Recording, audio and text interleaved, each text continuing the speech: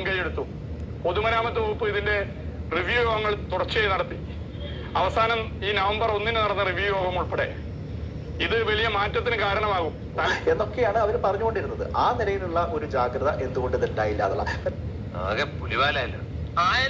ഈ ജനങ്ങളുടെ പ്രശ്നങ്ങൾ NHAയുമായിട്ട് ചർച്ചയ്ക്ക് കൊണ്ടുവരാനുള്ള അവസരം സംസ്ഥാന സർക്കാരിന് ഉണ്ടായിട്ട് ജനങ്ങൾ അത്തരത്തിലുള്ള ആശങ്കകൾ അറിയിച്ചിട്ട് അത് എന്തുകൊണ്ട് NHAയുമായിട്ട് ടേക്കപ്പ് ചെയ്തില്ല? ആഴ്ചയ്ക്ക് വേറെ മീറ്റിംഗ് കൂടുമായിരുന്നു എന്നാണല്ലോ പറയുന്നത്, സൈറ്റ് വിസിറ്റ് നടത്തുമായിരുന്നു എന്നാണല്ലോ പറയുന്നത്. എന്തുകൊണ്ട് ആ നിലയിൽ ഇത് പരിഹരിക്കാൻ വേണ്ടിയിട്ടുള്ള ഇടപെടൽ ആ ഘട്ടത്തിൽ ഉണ്ടായിട്ടില്ല? അതുകൊണ്ട് വാർഷിക പിരിവൊക്കെ ആയിട്ട് ജനങ്ങളുടെ മുമ്പിൽ ചെന്ന് കൈ നീട്ടി വാങ്ങുമ്പോൾ മിനിമം ഒരു കമ്മിറ്റ്മെന്റ് എങ്കിലും വേണം ജനങ്ങളോട് രാഷ്ട്രീയക്കാരന്.